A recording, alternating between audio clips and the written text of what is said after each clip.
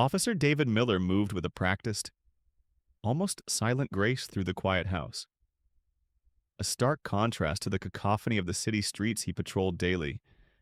His uniform, still crisp from the academy though years had etched lines of experience onto his face, felt heavy tonight, not with the weight of his gear, but with an invisible burden.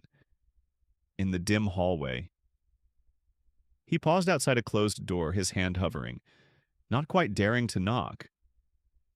This was Leo's room, a sanctuary of silence that had become both familiar and agonizing.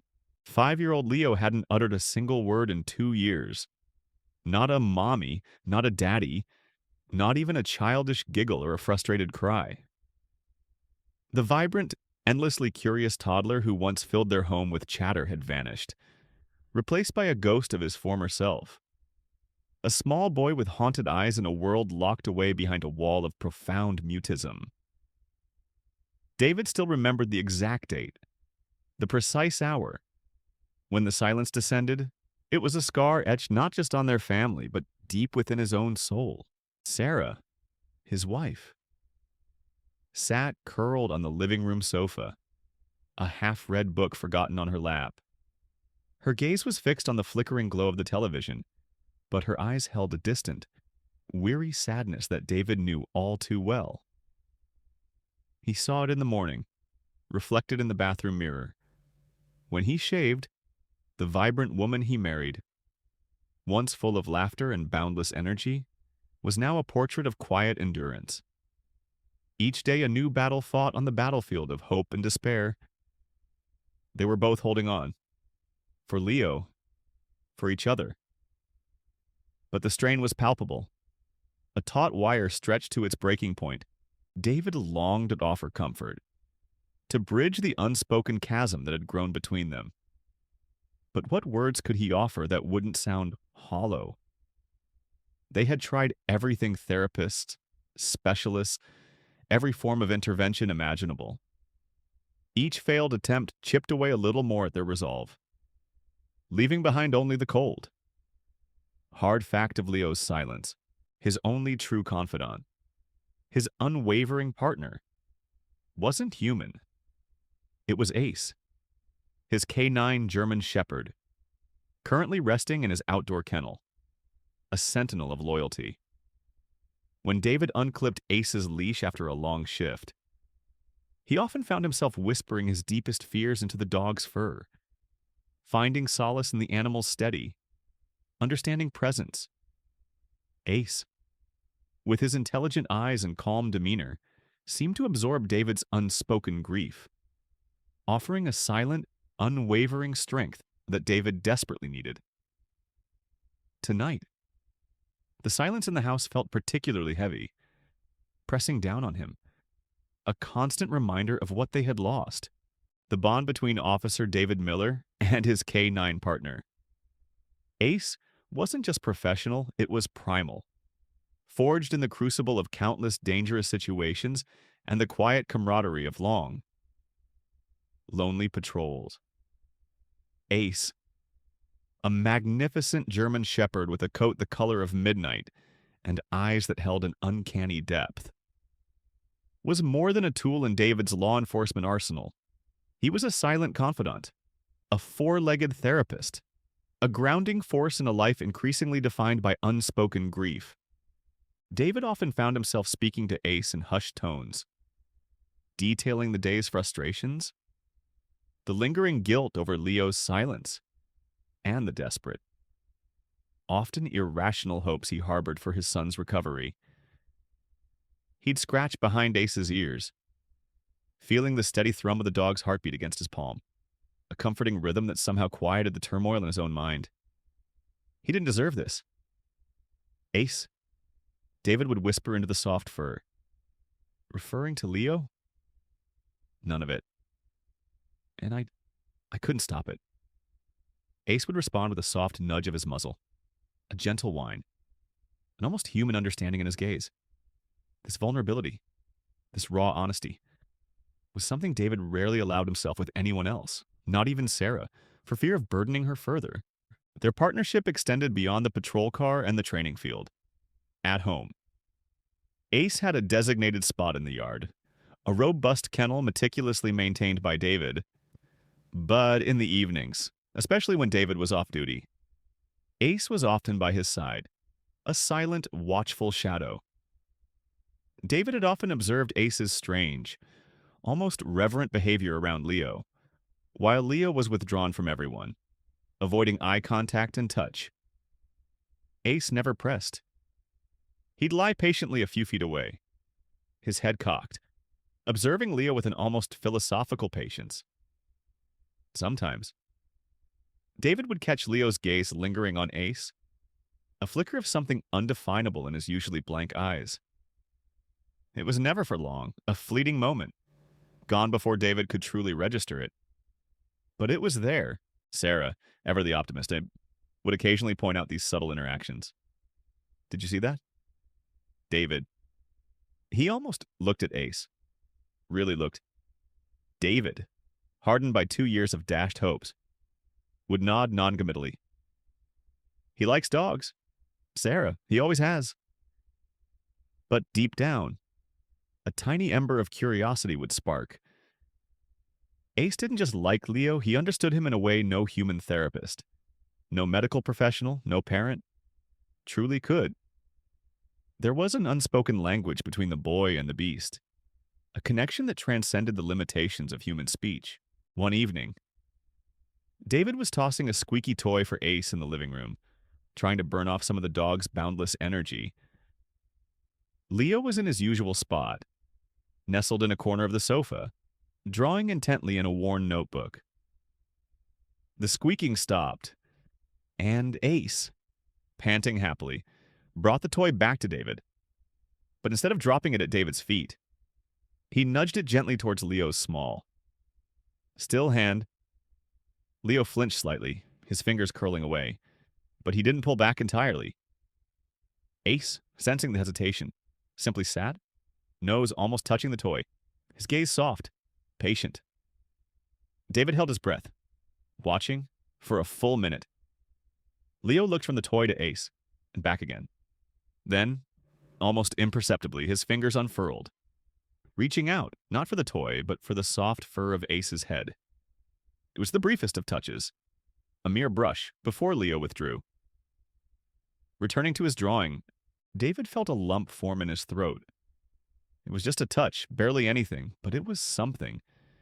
It was more interaction than Leo had offered anyone in months. Ace, as if sensing the profound significance of the moment, simply blinked, then turned and nudged the toy back to David, his tail giving a single, quiet thump against the floor. David looked at Sarah, a silent question in his eyes. Her own eyes were wide, glistening with unshed tears. This silent, intuitive understanding between Leo and Ace was becoming a thread, thin but undeniably present. In the fabric of their fractured lives, the air in the Miller home on that fateful night 2 years ago had been thick with the sweet scent of a late summer jasmine blooming just outside Leo's open window. David remembered it vividly, almost painfully. He and Sarah were unwinding after a long day. The gentle hum of the dishwasher, a lullaby in the kitchen. Leo, then a chatty, inquisitive 3-year-old, was happily drawing dinosaurs in his bedroom, his vibrant commentary audible even from the living room. Life, in that moment, had been perfectly blissfully ordinary. Then came the shatter. It wasn't just glass breaking, it was the sound of their world fracturing. David, an officer by trade and instinct, reacted immediately. He grabbed the baseball bat kept by the back door, his heart hammering against his ribs like a trapped bird. Sarah, her face drained of color, instinctively clutched his arm, her eyes wide with terror. "Leo," she whispered, her voice a thin, reedy sound. They found him in his room, not drawing, but huddled in the corner. A small, trembling bundle, 2 masked figures, dark silhouettes against the moonlit window, were ransacking the drawers, their movements quick, brutal, one of them, a hulking shadow, turned, and David saw the glint of metal, a cold, hard knife. What followed was a blur of primal instinct and desperate ferocity. David lunged, swinging the bat, a roar tearing from his throat. The first masked figure stumbled back, surprised, but the second one moved with chilling precision. A flash of the knife, and a searing pain exploded in David's arm. He vaguely registered Sarah's scream, shrill and heartbroken. He fought, not just for himself, but for the terrified child frozen in the corner. For the woman cowering behind him. The struggle was short, violent, and devastating. They were professionals, swift and brutal. They grabbed what they came for, an antique watch collection David's grandfather had left him. A few pieces of Sarah's jewelry, and vanished as quickly as they appeared, melting back into the night, leaving behind a shattered window, a bleeding arm, and a silence that would swallow their son whole. When the police arrived, sirens wailing in the distance. David was holding Leo. The boy's eyes were wide open, unblinking, fixed on the broken glass, on the smear of blood on the wall, on the raw, open wound in David's arm. He wasn't crying, wasn't screaming. He was just watching, and then he was silent. And the doctors had a clinical term for it, selective mutism, a psychological response to extreme trauma. But for David and Sarah, it was a gaping wound in their family, a constant, agonizing reminder of that night. Every specialist, every therapist, every medication had failed to unlock the words trapped within their son. He would respond to commands, follow simple instructions, but no spontaneous speech, no expression of his inner world. It was as if the horror he witnessed had built an impenetrable wall around his voice, trapping it deep within him. David carried the guilt like a lead weight in his stomach. He was a police officer, sworn to protect. Yet, in his own home, he had failed. He hadn't been fast enough, strong enough, clever enough. He replayed the scene 1,000 times, agonizing over every missed opportunity, every second lost. The feeling of helplessness was corrosive, eating away at his composure, leaving him vulnerable, raw. He dedicated himself even more fiercely to his work, pouring all his energy into upholding the law, seeking justice for others. Perhaps, in some subconscious way, hoping to atone for the injustice that had struck his own family. He yearned to see the faces of those masked figures, to bring them to justice, to finally rid his family of the shadow they had cast. But they had left no trace, no leads, just a haunting memory in Leo's profound, heart-wrenching silence for months. Leo's interactions with Ace had been almost imperceptible, fleeting moments that David, jaded by repeated disappointments, often dismissed as wishful thinking on Sarah's part. But even he couldn't deny the subtle shifts anymore. They were like the first delicate shoots of spring after a harsh winter. Easily missed if you weren't looking, but undeniably present once noticed. One afternoon, Ace was lounging on his dog bed in the living room, a massive, comforting presence. Leo was on the floor, surrounded by a sprawl of building blocks, constructing one of his elaborate, silent cities. David watched from the doorway, a mug of cold coffee forgotten in his hand. Leo paused, his small hand hovering over a red block. His gaze, usually fixed inward, drifted towards Ace. For a long moment, the boy simply observed the sleeping dog. Then, with a slow, deliberate movement that spoke of profound shyness, Leo extended his hand, his fingers, still chubby with childhood innocence, gently brushed the coarse fur on Ace's flank. It was a feather-light touch, barely there, but Ace's ear twitched. He didn't stir, didn't open his eyes, but a low, contented rumble vibrated in his chest. Leo's eyes widened almost imperceptibly, a flicker of something akin to wonder. He repeated the gesture, a little bolder this time, letting his fingers rest for a fraction longer. Ace's tail gave a single, soft thump against the floor, a silent acknowledgement, then, as if startled by his own daring, Leo pulled his hand back, retreating into the safe world of his blocks. David swallowed hard, his throat tight. He glanced at Sarah, who was sitting at the kitchen island, pretending to read a magazine but clearly observing the scene. A small, hopeful smile played on her lips. She caught his eye and gave a subtle, almost imperceptible nod, a silent affirmation of the tiny miracle they had just witnessed. These weren't isolated incidents. David started noticing a pattern when he came home. Ace would greet him enthusiastically, but always. After a moment, his gaze would drift to Leo. If Leo was particularly withdrawn, curled up on a beanbag chair, Ace would often lie down a respectful distance away, his head resting on his paws, watching over the boy with an almost paternal solicitude. There was no demand, no expectation in Ace's presence. Just quiet companionship. One evening, Sarah had been trying to coax Leo into eating his dinner. He sat at the table, his small fork untouched, his gaze fixed on some unseen point beyond the window. Frustration was beginning to etch itself onto Sarah's face. David knew this battle well. It was a nightly ritual of unspoken struggle. Then, Ace, who had been lying under the table, nudged Leo's leg with his nose. Leo flinched, then looked down. Ace's intelligent eyes met his, and the dog gave a soft, almost imperceptible whine. Leo, surprisingly, reached down and patted Ace's head, a tentative, fleeting gesture. Sarah gasped softly, and then Leo picked up his fork and took a tiny bite of food. It was a breakthrough, however small. Sarah's eyes filled with tears, a mix of relief and renewed hope. He listened to Ace. She whispered to David later, after Leo was asleep, "Ace understands him. Maybe Ace can reach him. Where we can't?"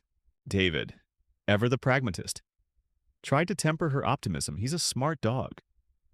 Sarah and Leo's always loved animals. But even as he spoke the words, they felt hollow. This was different.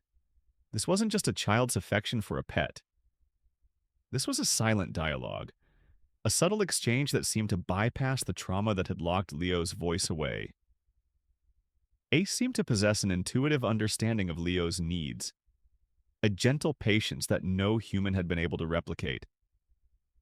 He didn't push, he didn't demand, he simply was there, a constant, stable presence in Leo's tumultuous inner world. The hope, fragile as it was, began to take root in David's own heart, a tender shoot in the barren landscape of his despair. Perhaps, just perhaps, this loyal, four-legged creature was the bridge they had been searching for. The stale scent of old coffee and fear hung heavy in the precinct briefing room. David sat hunched over a cluttered table, his gaze fixed on the grim photographs splayed out before him. New case. New victims. But for David, it was an old nightmare. Rising from the ashes of his deepest fears, Detective Reynolds, David's partner, a man with a perpetually tired face and eyes that had seen too much, cleared his throat. Another one. Miller, the Ramsey residence. Just last night. High-end art. Antique firearms. Same MO as the others. David didn't need Reynolds to spell it out. He'd seen the preliminary reports. Forced entry through a rear window. Precise. Almost surgical removal of specific valuables. No obvious fingerprints. And the chilling detail that always made his blood run cold, the homeowners, though physically unharmed, were found in a state of profound shock, utterly traumatized. It was the same chilling signature that had branded itself onto his own family. 2 years ago? No leads, David asked, his voice tight. Reynolds shook his head.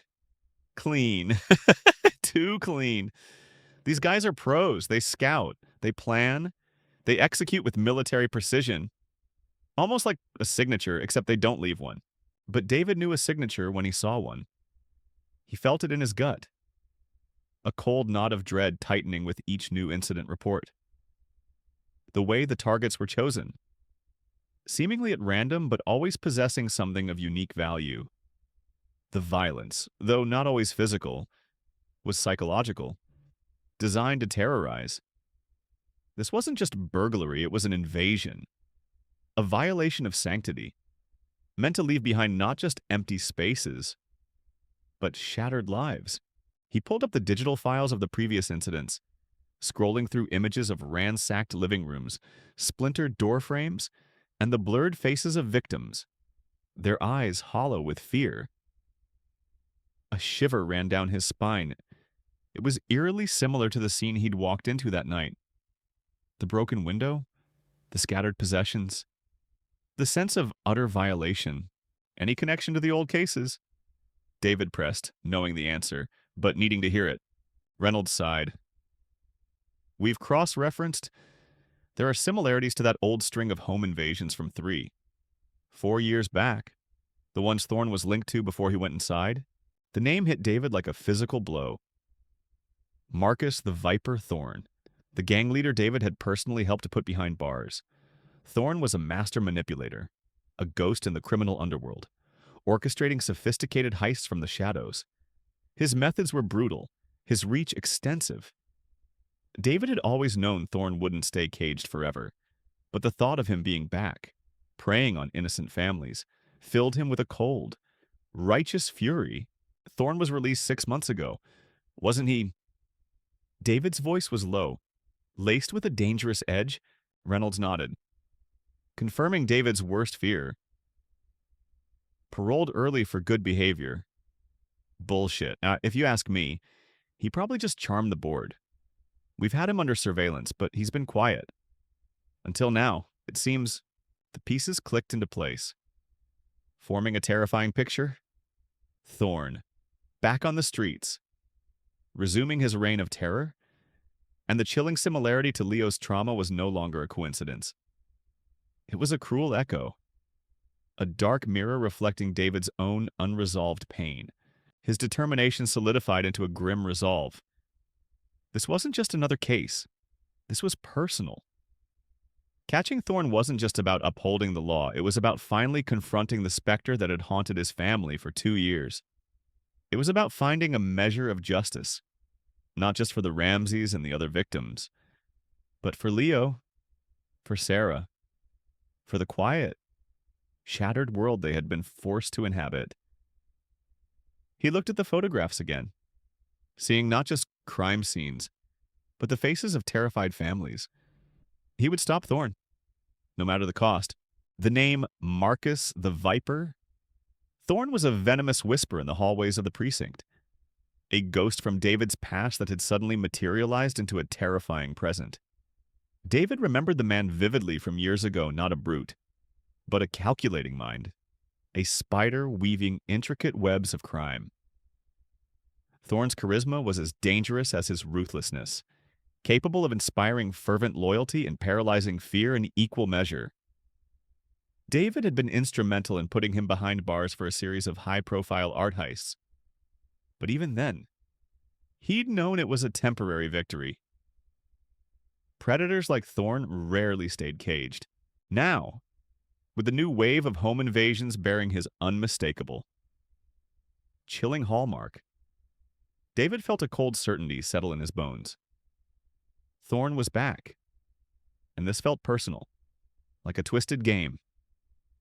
Revenge, he muttered to Reynolds during a late-night stakeout. He's making a statement, reminding everyone who's boss.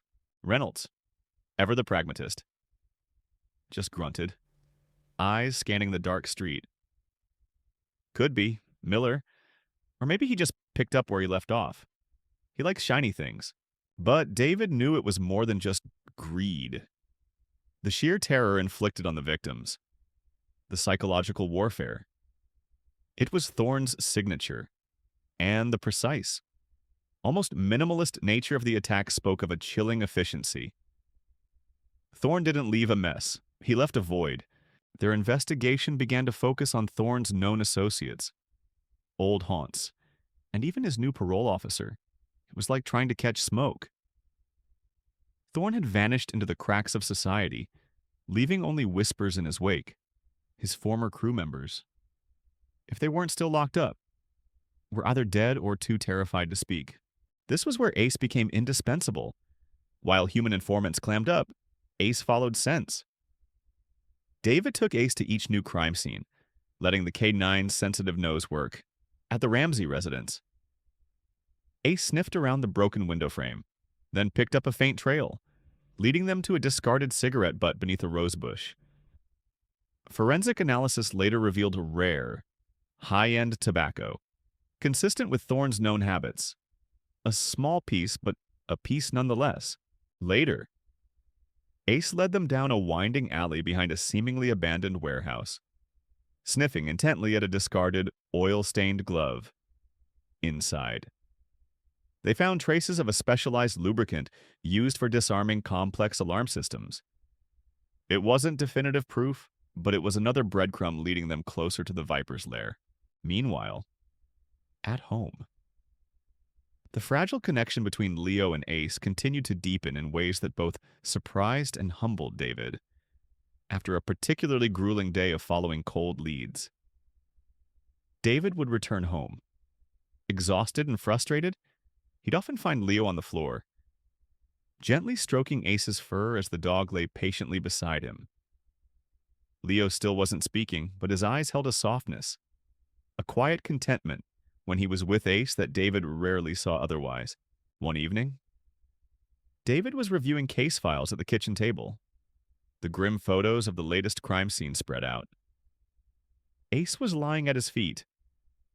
Leo, usually oblivious to the police work, wandered over. His gaze, usually averted, settled on a photograph of a ransacked antique display cabinet. David saw a flicker of something in Leo's eyes, not fear, but recognition, a memory stirring, before David could process it. Leo, with an almost imperceptible movement, reached out a tiny finger and pointed at a specific detail in the photo, a barely visible scorch mark on the wooden frame of the cabinet. David frowned. He hadn't noticed it before. It was small, almost insignificant. Easily overlooked in the chaos of a forced entry, Ace, sensing the shift in the room's atmosphere, lifted his head, his ears perked. He looked from the photo to Leo, then back to the photo, as if understanding the unspoken communication. He then gave a soft, reassuring lick to Leo's hand. "What is it?" "Buddy?" David asked Leo softly, his heart pounding with a sudden, wild hope. But Leo, as quickly as he had engaged, withdrew, his finger dropping, his gaze once again distant. Still, David circled the scorch mark on the photo. He called Reynolds. "Check for scorch marks near entry points on the other cases. Small ones. Could be from a specialized breaching tool, or something used to disable electrical currents." The next day, Reynolds called back, astonishment in his voice. "You won that bet. Miller? 2 of the other scenes had tiny, similar scorch marks. We missed them." "Good eye. How'd you spot that?" David looked at Ace, then glanced towards Leo's room. "Just a hunch," he said, a small, knowing smile playing on his lips. It wasn't just a hunch. It was Leo and Ace. The silent witnesses, the scorch marks, tiny yet crucial, had been the first definitive crack in Thorne's seemingly impenetrable shield. David and Reynolds, fueled by this new lead, began to meticulously re-examine every detail of the previous home invasions.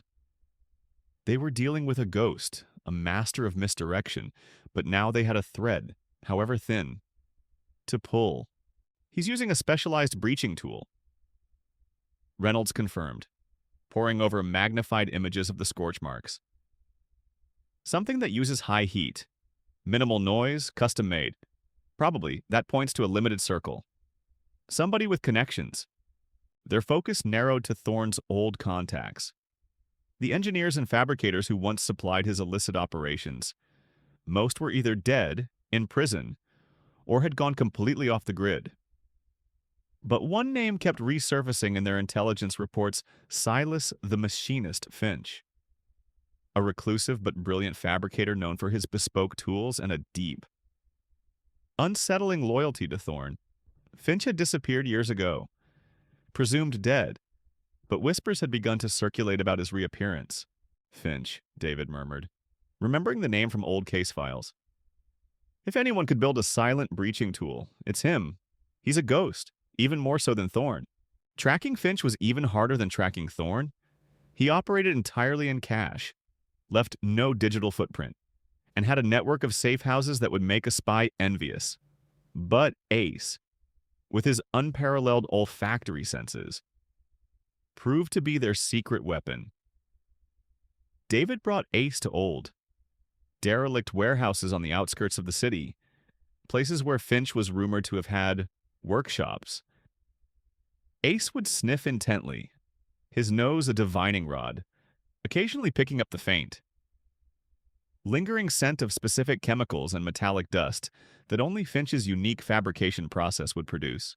One sweltering afternoon, Ace led them to a dilapidated industrial complex on the waterfront. The air was thick with the smell of brine and decay. Ace pulled hard on his leash, his nose pointed towards a crumbling brick building. Inside, they found no one, but the faint, almost imperceptible odor of a specific type of welding flux, combined with traces of beryllium dust, filled the air. Finch had been there, and recently, he's setting up shop, David said, a grim satisfaction in his voice. Thorne's got his architect back. This isn't just about small-time scores anymore. This is bigger. The pressure at work was immense. David was barely sleeping, fueled by black coffee and a burning need for justice. The case consumed him, dredging up the raw, unresolved trauma of Leo's attack. Every late night at the precinct, every dead-end lead, every close call felt like a fresh wound. At home, Sarah watched him with growing concern. She understood his dedication, but she also saw the toll it was taking. "You need to rest, David." She'd plead, her voice soft. "You're burning out." But David couldn't rest. Not when Thorne was out there, preying on families, mirroring the very terror that had stolen his son's voice. He would look at Leo, still silent, still so fragile, and a fresh wave of resolve would wash over him. He had to stop Thorne, not just for the city, but for his son. The only respite, the only true comfort, came from Ace. The dog seemed to sense David's escalating stress. Ace would often curl up by David's feet while he reviewed case files. A warm, reassuring weight. And with Leo, Ace's patience and gentleness only deepened. Leo was still largely nonverbal, but his interactions with Ace became more frequent, more deliberate. He would seek out Ace, sometimes sitting beside him, quietly stroking his fur, or resting his head on the dog's broad back. One evening, David was sitting on the floor, trying to engage Leo with a new set of building blocks. Leo pushed them away, his gaze distant. David sighed, a heavy sound of defeat. Ace, who had been observing from his bed, slowly patted over. He nudged a large, brightly colored block towards Leo with his nose, then looked up at the boy, his tail giving a soft, encouraging thump. Leo looked from the block to Ace. Then, to David's astonishment, he slowly, tentatively, reached out and picked up the block. He didn't build with it, but he held it, turning it over in his small hands. David watched, tears stinging his eyes. It was Ace. Again. Always Ace. Gently, patiently, reaching into the silent world of his son. The K9 wasn't just tracking criminals, he was tracking hope, nudging it closer, one gentle interaction at a time. It was a silent testament to the profound connection between them, a connection that now, more than ever, felt like the most vital lifeline David had. The city's underbelly hummed with a renewed, unsettling tension. Thorne's shadow loomed larger with each passing day, his operations becoming bolder, more brazen. David and Ace were working ceaseless hours, their days a blur of stakeouts, informant interviews, and tracking faint leads through the city's forgotten corners. One night, after a particularly grueling raid on a suspected safe house, a bust that yielded nothing but frustration and dead ends, David dragged himself home, his body aching, his mind a whirlwind of exhaustion and despair. He stumbled through the front door, the familiar quiet of the house hitting him like a physical force.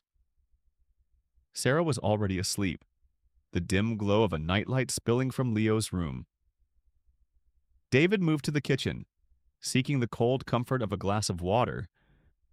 Ace, sensing David's raw weariness, followed him, nudging his hand gently with his wet nose. David knelt, burying his face in Ace's fur. The dog's steady presence a rare anchor in the stormy seas of his emotions. "Nothing, boy," he whispered, his voice hoarse. "Thorne's too good. He's always 3 steps ahead."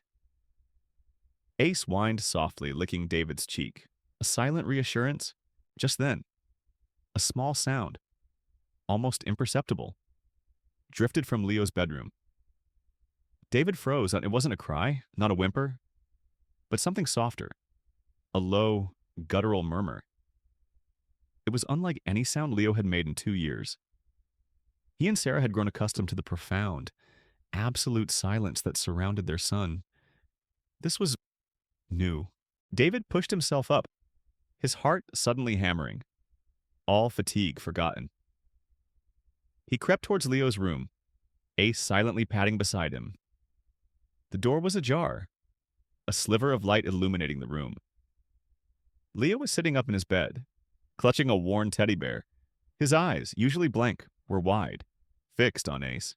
Ace, sensing David's attention, had walked quietly into the room, stopping a few feet from Leo's bed. He sat down, his tail giving a soft, slow thump against the carpet. The murmur came again from Leo, a fragile, almost choked sound. It was filled with something akin to distress, yet also a desperate longing. David held his breath, leaning against the doorframe, not daring to move, terrified of breaking this fragile moment.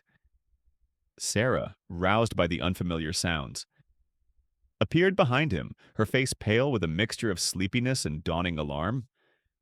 She saw Leo, saw Ace, and then she saw David's stunned expression. Leo slowly, painstakingly, lifted his hand. It trembled slightly as he reached out towards Ace. Ace responded with absolute stillness, his gaze unwavering, full of that profound, intuitive understanding. And then, from Leo's small, still lips, came a sound so faint, so delicate, it was almost a whisper. Yet it struck David with the force of a thunderclap. Ace.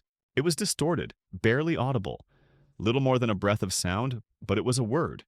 His son's voice. The first word in 2 long, agonizing years. David felt a sob tear through his chest. Sarah gasped, a hand flying to her mouth, tears instantly streaming down her face. It wasn't mommy or daddy, the words they had longed for, dreamed of. It was Ace's name, his K9 partner, the silent confidant, the furry shadow who had patiently woven himself into Leo's world, had finally, miraculously, coaxed a sound from their son.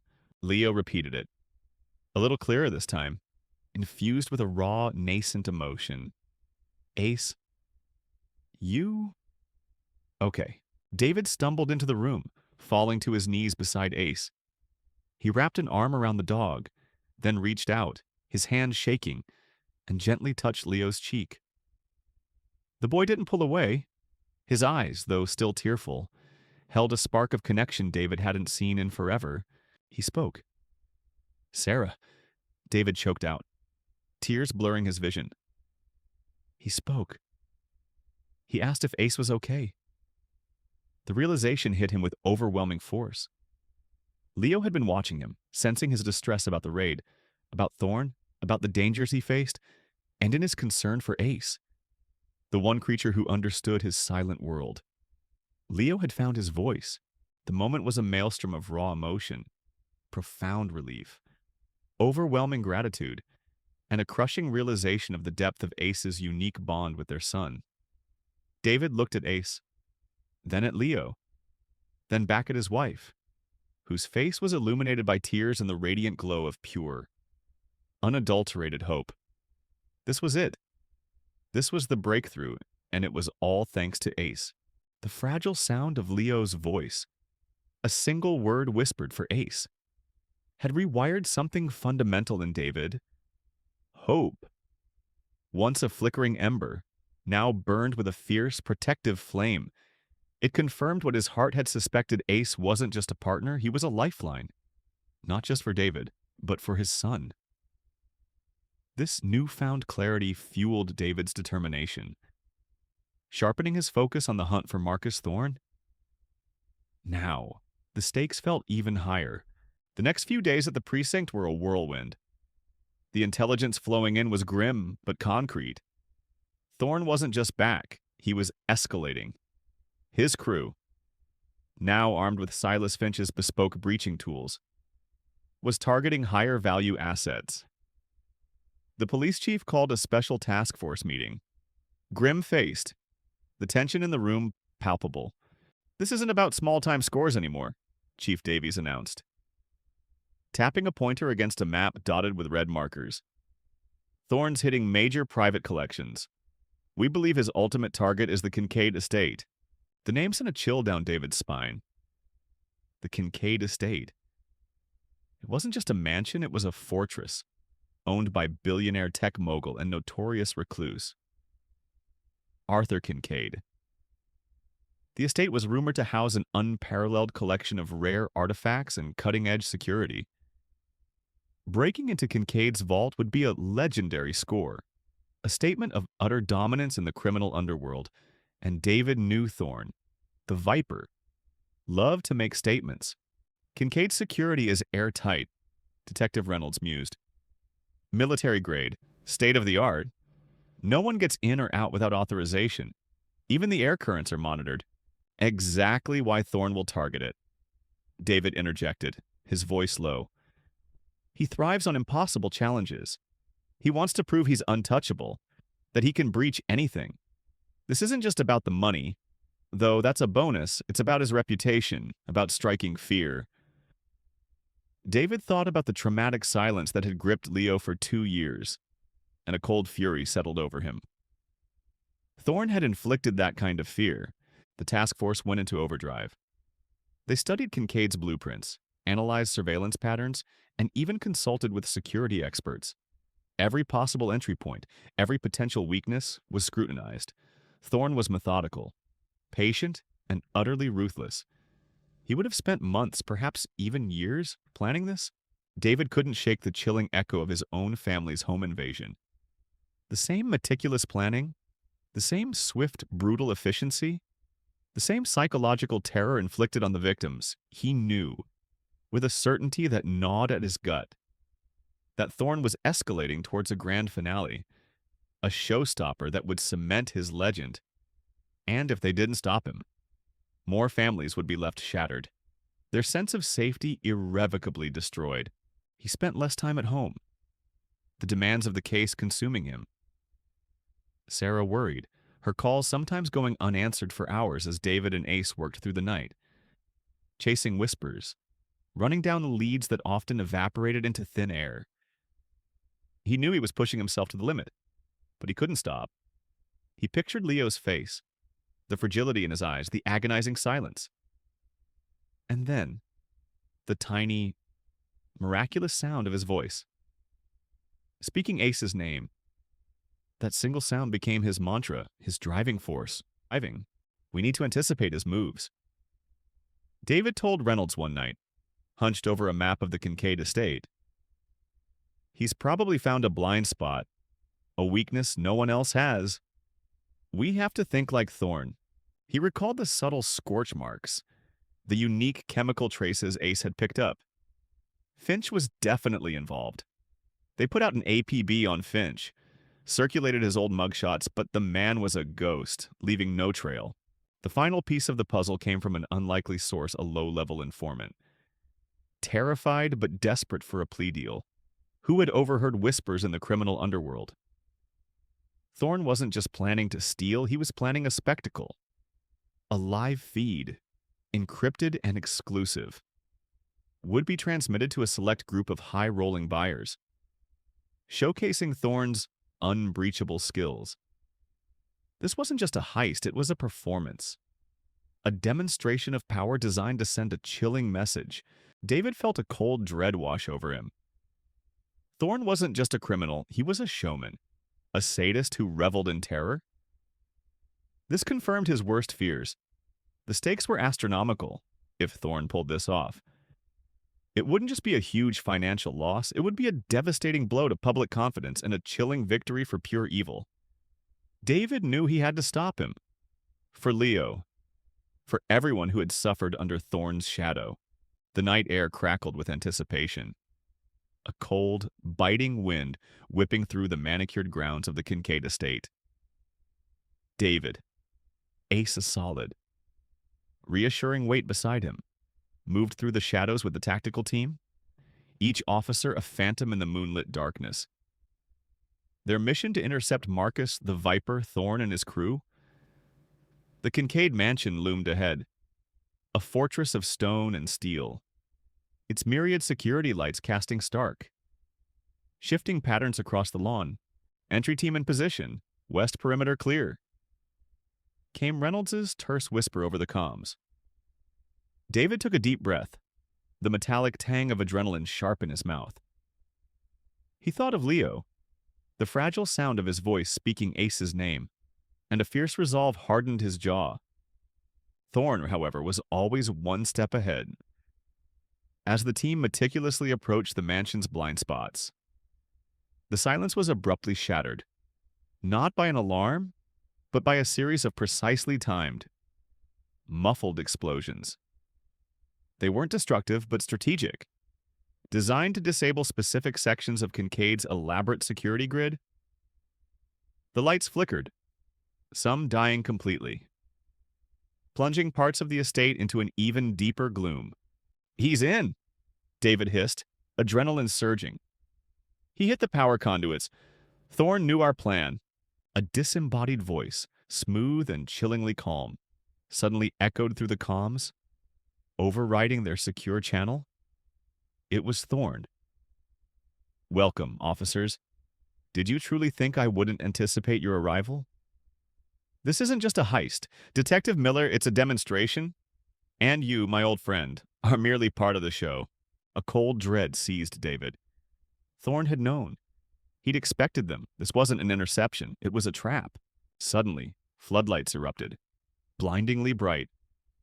From unexpected positions high up in the trees, Thorne's crew, previously unseen, materialized like specters from the shadows, heavily armed, their positions strategically chosen. They weren't trying to escape.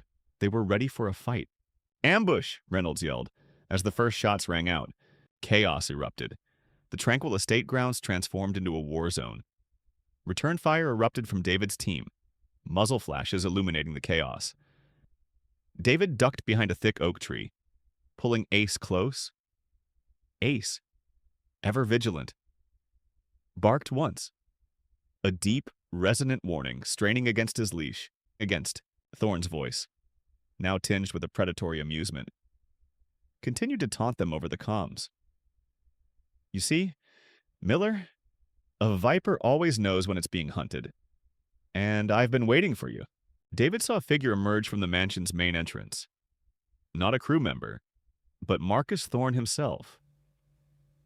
He stood silhouetted against the broken doorway, a theatrical flourish, holding a small, antique music box. He wasn't running, he was presenting. a twisted masterpiece. The art collection is merely a distraction. Detective? Thorne's voice purred. The real prize is the lesson that some things, like the past, can never truly be secured. A chilling realization struck David. Thorne knew about Leo. He knew about the home invasion. This was personal. A cruel game of cat and mouse designed to shatter David. Just as he had shattered Leo, Thorne raised his hand, and a new wave of gunfire erupted from his hidden snipers. Targeting David's position specifically, bullets whizzed past, tearing bark from the tree. David knew he was exposed, a prime target. He tried to move, but a sudden pain in his leg sent him stumbling. A ricochet. He gritted his teeth, pushing through the searing agony. Ace. Find cover, David commanded, pushing the K9 behind a large bush. But Ace, loyal to a fault, wouldn't abandon him. As Thorne's men closed in, laying down suppressive fire, David saw one particularly large assailant aim a powerful shotgun directly at him. There was no time to react, no time to dive for cover. He braced for impact, a cold certainty settling in his gut. Then, a blur of dark fur. Ace, with a guttural growl that resonated with pure, protective fury, launched himself forward. He wasn't attacking the gunman, he was positioning himself. In a split second, Ace threw himself between David and the barrel of the shotgun. A living shield. The blast was deafening. David was thrown backward by the concussive force, hitting the ground hard. He could taste blood, his ears ringing.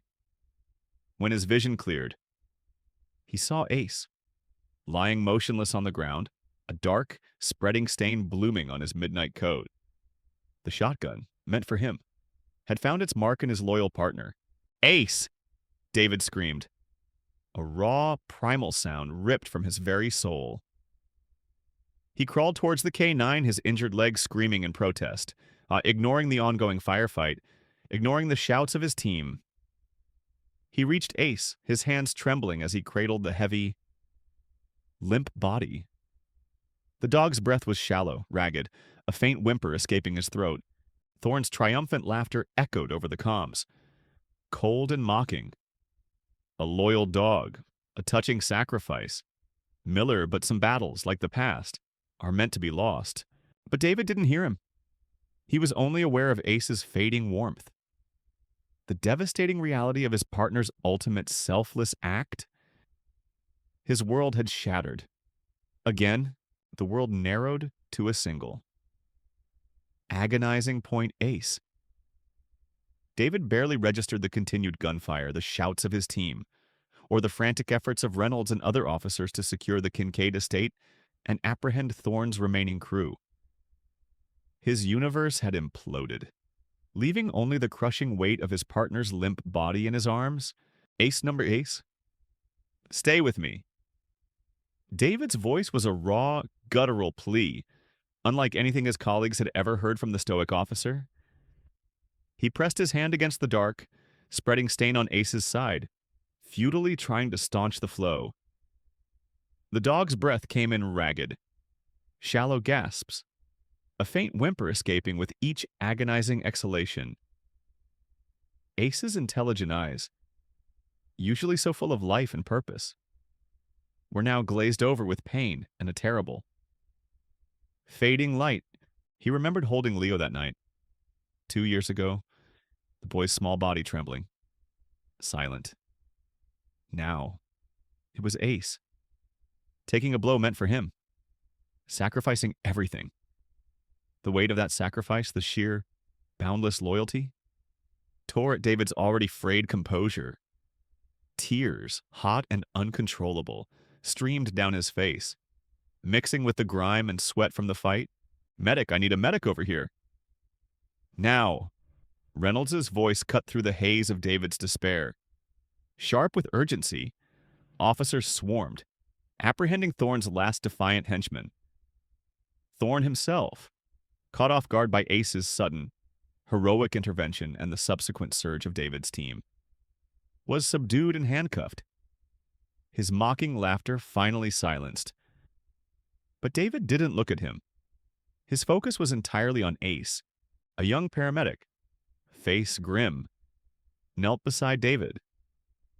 "Officer, let me see." David reluctantly shifted, allowing the medic access.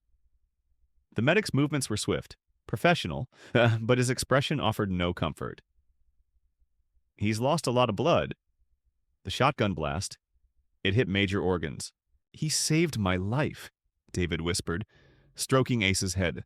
Feeling the warmth rapidly drain from his fur, "He saved my life." Ace let out another shallow whine, his body twitching faintly.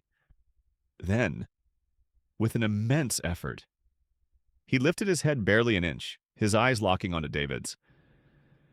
There was an unspoken message there: loyalty, love, and a quiet farewell. He nudged his nose weakly into David's hand. A final, familiar gesture. Then, his head fell back, and his breathing became even more shallow, almost imperceptible.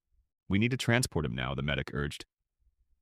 Pulling out a stretcher, David refused to let go, riding in the ambulance with Ace, cradling his partner's head, whispering words of encouragement, prayers he hadn't uttered in years. The sirens screamed through the night, a mournful wail that echoed David's inner torment. At the veterinary emergency hospital, the scene was a blur of frantic activity. Vets and technicians moved with grim efficiency, their faces etched with concern. David was forced to step back, watching helplessly as they wheeled Ace away. The waiting room was sterile, cold, a stark contrast to the chaos he had just emerged from. Reynolds joined him, his own face bruised and weary. "Thorne's in custody," Reynolds said, his voice flat. "And Finch. We got them all, thanks to Ace." David could only nod, his gaze fixed on the double doors Ace had disappeared behind. Justice. It had been served. But at what cost? He felt a profound emptiness. A gaping wound that no arrest, no conviction, could ever fill. He had dedicated his life to protecting, but tonight, his protector, his silent, loyal friend, had paid the ultimate price. He thought of Leo, of the fragile hope that had blossomed with his son's first word. What would this do to him? How could he explain it? The very creature who had begun to unlock Leo's world was now fighting for his own life. Perhaps losing that battle, the crushing despair threatened to overwhelm him. He bowed his head, his hands clenching into fists, the metallic scent of Ace's blood still clinging to his uniform. The silence in the waiting room was deafening, broken only by the frantic beat of his own shattered heart. The sterile white walls of the veterinary emergency room blurred before David's eyes. He sat hunched in a plastic chair, his uniform still stained, his leg throbbing. But the physical pain was a dull ache compared to the raw agony in his chest. Ace was in surgery, a team of dedicated vets fighting for his life. Every minute dragged, an eternity of agonizing suspense. Sarah arrived, her face etched with fear, carrying a small, sleepy Leo in her arms. She knew. She had heard the news bulletin on the radio about the Kincaid estate raid and the injured K-9 officer. Her eyes immediately found David's, filled with a silent question he couldn't answer. "Ace, he's critical. Sarah." David choked out, his voice rough. "He took the blast, for me." Sarah's breath hitched. She hugged Leo tighter, burying her face in his hair, as if to shield him from the unfolding tragedy. Leo, sensing the profound distress radiating from his parents, stirred, his small head lifted, and his eyes, still heavy with sleep, darted around the unfamiliar room. They landed on David's bloodied uniform, then on his tear-streaked face. Usually, Leo would retreat, his gaze becoming distant, his body stiffening. But tonight, something was different. He reached out a hesitant hand, touching David's arm, a rare, unprompted gesture of connection. Just then, the double doors leading to the operating room swung open. A vet, her face tired but grave, emerged. David shot to his feet, a desperate plea in his eyes. "Officer Miller," she began, her voice gentle. "Ace is stable. For now, we managed to stop the major bleeding, but the damage is extensive. He has multiple pellet wounds, and there's severe internal trauma to his lung. It's touch and go. He's a fighter, but the next 24 hours are critical." David sagged, a wave of dizzying relief mixed with profound dread washing over him. Stable, but touch and go. It wasn't over. Not yet. He knelt, pulling Sarah and Leo close, desperate for comfort, for shared strength. "He's alive, Leo," David whispered, his voice thick with emotion. "Ace is alive." Leo's eyes, wide and searching, scanned the vet's face, then fixed on the doors Ace had been taken through. David watched, mesmerized, as a tremor ran through Leo's small body. The boy's brow furrowed, his lips parted. He seemed to be straining, struggling against an invisible force. Then, he pointed a trembling finger at the doors. His face contorted, a mixture of fear and a desperate, rising need. And then, it came. A sound. Not a whisper this time, but a clearer, more resonant word. "Daddy." David froze. The word, his name, spoken by his son, reverberated through the sterile room, echoing in the cavern of his heart. It was a sound he had yearned for, prayed for 2 years. A sound he had begun to believe he would never hear again. It was raw, urgent, filled with a child's plea. Sarah gasped, her hand flying to her mouth, tears gushing freely. Her eyes met David's, wide with disbelief and an overwhelming surge of joy and sorrow intertwining. But Leo wasn't finished. He looked from David to the doors, then back to David, his eyes brimming with tears. He pointed again at the doors, his voice cracking with emotion, the words tumbling out, rushed and desperate. "Daddy Ace, my Ace. Daddy Ace." David stared, stunned into silence. Leo was not just speaking, he was communicating, expressing concern, sorrow, and a deep, possessive love for the creature who had broken through his silence. The trauma that had locked away Leo's voice had begun to crack. Not for his parents, but for the loyal, brave K9 who was now fighting for his life because of David. David scooped Leo into his arms, holding him tight, tears blurring his vision. He squeezed his eyes shut, overwhelmed by the enormity of the moment. Ace's sacrifice, the near-fatal wound, had somehow, miraculously, unlocked his son's voice. It was a bitter, beautiful irony. The protector had become the catalyst for healing, paying the ultimate price. "He called you Daddy." "David," Sarah whispered, her voice choked with emotion. "And he's asking about Ace. He knows." David could only nod, burying his face in Leo's soft hair. The boy, still distressed, continued to murmur, "Ace, my Ace." The words were still fragile, often interspersed with his accustomed silence. But they were there. Real. Undeniable, a testament to a bond that transcended species. Trauma, and even the threat of death itself, in the darkest hour. Amidst the fear of losing Ace, a miracle had unfolded, a testament to love, loyalty, and the profound connection between a silent boy and his heroic K9. The next few weeks were a blur of anxious waiting and cautious hope. Ace's recovery was a grueling, agonizing process, a testament to his indomitable spirit and the exceptional care he received. The veterinary team, initially guarded, became increasingly optimistic. The shotgun pellets had caused significant internal damage, requiring multiple surgeries.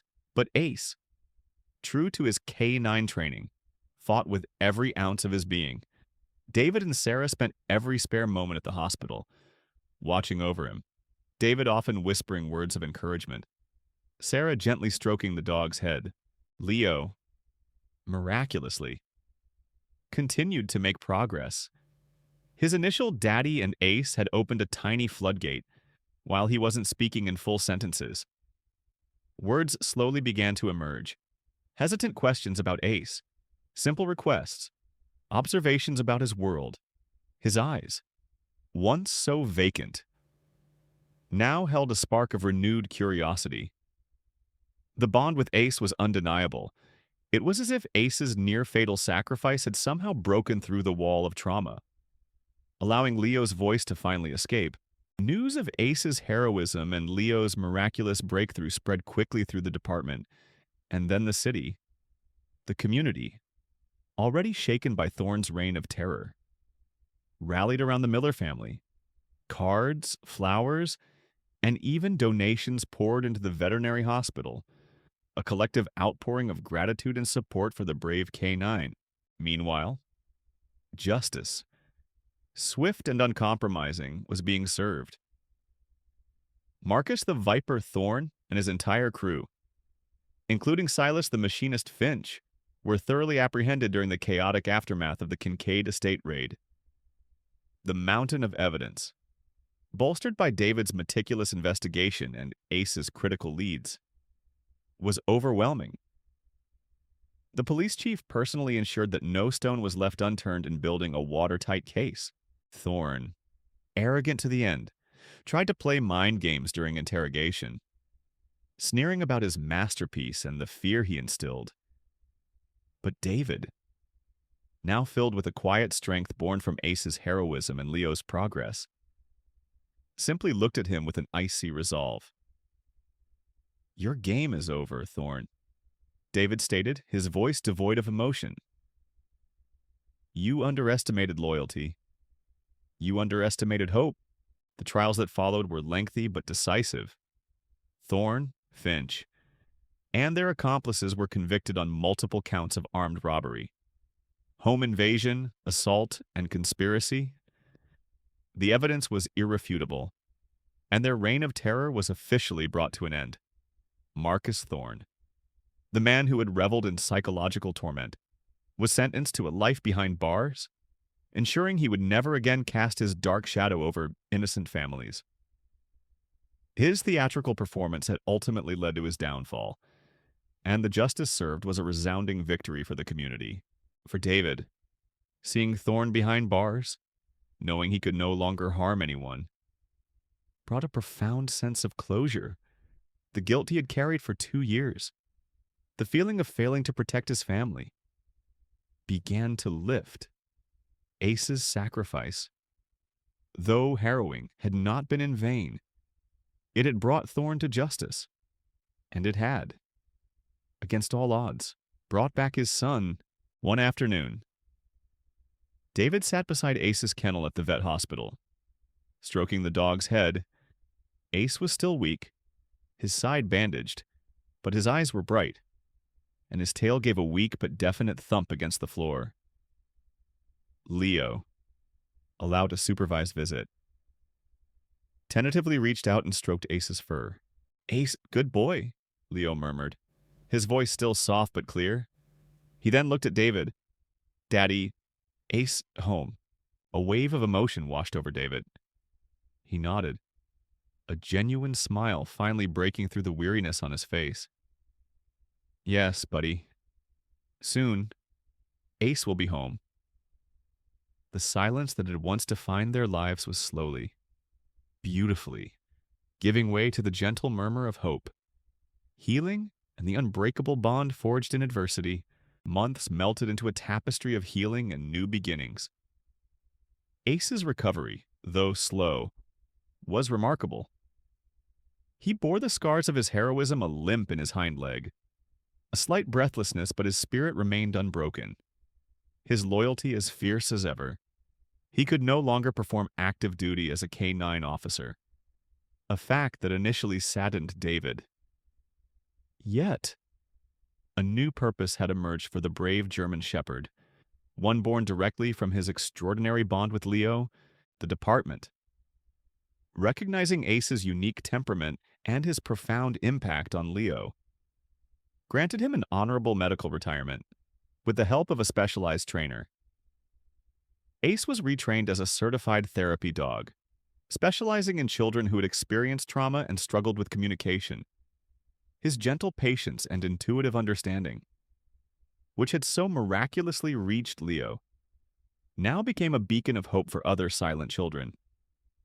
David often volunteered with Ace at children's hospitals and trauma centers, watching with quiet pride as Ace worked his magic, coaxing hesitant touches and sometimes even fragile words from little ones who had also retreated into themselves, at home. The transformation in Leo was nothing short of miraculous. The profound silence that had once suffocated their household had gradually lifted, replaced by the joyful sounds of a child rediscovering his voice. His words were still soft, sometimes a little halting, but they were there, building in confidence with each passing day. He laughed again, a sound like chimes in the wind, a melody David and Sarah had longed to hear. He asked questions, shared his drawings, and even recounted simple stories about his day, mostly involving Ace, their house. Once a place of quiet despair, now echoed with the familiar, comforting sounds of a family truly living. David found himself smiling more, the lines of worry around his eyes softening.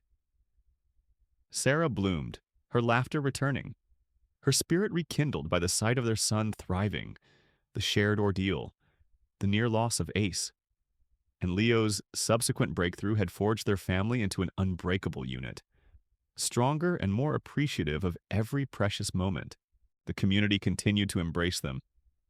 Local news stories celebrated Ace's bravery and the Miller family's resilience.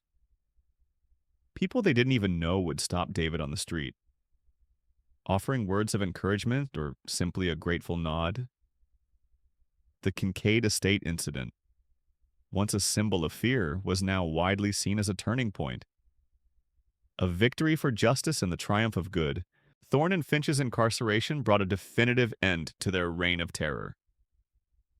The city breathed a collective sigh of relief, and David felt a profound sense of peace knowing that the monster who had shattered his family's world could no longer harm anyone. Justice had been served, thoroughly and unequivocally, one sunny afternoon.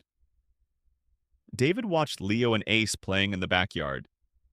Leo, now almost 6, was chattering away, narrating a fantastical adventure for Ace, who listened with a serious, attentive tilt of his head. Ace would nudge a ball with his nose, prompting Leo to chase it, or lie down patiently while Leo draped a small blanket over him. Declaring him King Ace, David walked over, a warmth spreading through him that chased away the last vestiges of the old pain. He knelt and ruffled Ace's fur, then pulled Leo into a hug. "You know, buddy," David said, his voice thick with emotion, "Ace is a hero, a real hero." Leo looked up, his eyes bright. "My hero. Daddy," he affirmed, then wrapped his arms around Ace's neck, a pure, unadulterated love radiating from him. The words, so simple, yet so profound, were a testament to the journey they had all embarked on, a journey from silence and despair to a future filled with hope, laughter, and the unwavering presence of their extraordinary K9 hero. The old silence had not just been broken, it had been utterly vanquished, replaced by the vibrant symphony of a happy home. David watched Leo and Ace, now inseparable, their movements in the sun-drenched backyard a dance of pure, unadulterated joy. Leo, now 6, was a different child entirely. His laughter, once a distant echo, now bubbled freely, chasing away the shadows that had once clung to him. He was a curious, engaging boy, his speech clear and confident, though he still had a special, soft cadence reserved just for Ace. Ace, for his part, had fully embraced his new role. He moved with a graceful dignity, the slight limp a badge of honor, a silent testament to his bravery. He was no longer the police dog patrolling dangerous streets, but the gentle protector of a little boy, his days filled with quiet companionship, playful nudges, and endless patience. He was Leo's shadow, his confidant, and in every measurable way, his most cherished friend. David often found himself simply observing them, a profound sense of gratitude washing over him. The image of Ace lying critically wounded, the memory of Leo's first broken words, were still vivid, but they no longer brought a pang of despair. Instead, they served as a powerful reminder of the darkness they had overcome, and the miraculous light that had emerged from it. Sarah would often join him, leaning into his side, their hands finding each other, a silent acknowledgement of the trials they had faced and the strength they had found in each other. And in Ace, the Kincaid case, Marcus Thorne's downfall had receded into the annals of police history. Justice had been delivered, and the city had moved on. But for the Millers, the true victory wasn't just the incarceration of a criminal, it was the return of their son's voice, the healing of their family, and the profound, transformative power of a bond forged in the fires of adversity. Ace. The stoic K9 had become the unlikely catalyst for their rebirth. One evening, as dusk settled, painting the sky in hues of orange and purple, David found Leo and Ace curled up on the rug in Leo's room, a storybook open between them. Leo was quietly reading aloud, his small finger tracing the words, while Ace rested his head on the boy's lap, his eyes half closed, listening. David leaned against the doorframe, a quiet smile on his face. This was it. This was everything. Leo finished the page. And then, without looking up, he reached out and gently stroked Ace's ear. Good boy. Ace, he murmured, his voice full of an almost palpable affection. My best friend. My daddy's hero. David felt a lump form in his throat. His son, who had once been locked in a world of silence, was now speaking, expressing love, acknowledging heroism. And he understood. He understood the profound connection between David and Ace, the sacrifice made, the healing that had followed. He walked into the room, kneeling beside them. Ace's tail thumped a happy rhythm against the floor. Leo looked up, his face bright. Hey, guys, David said, his voice thick with emotion. He pulled both of them into a gentle hug, Ace nudging his hand, Leo nestling into his side. The quiet comfort of their shared embrace was the truest form of peace. The silence that had once defined their lives had been replaced by the joyous sounds of family, the whispered secrets between a boy and his dog, and the deep, unwavering thrum of love and gratitude. It was a testament to resilience, to unexpected bonds, and to the extraordinary miracles that can arise from the deepest despair. And in the heart of the Miller home, the unwavering loyalty of a canine dog remained the most cherished story of all.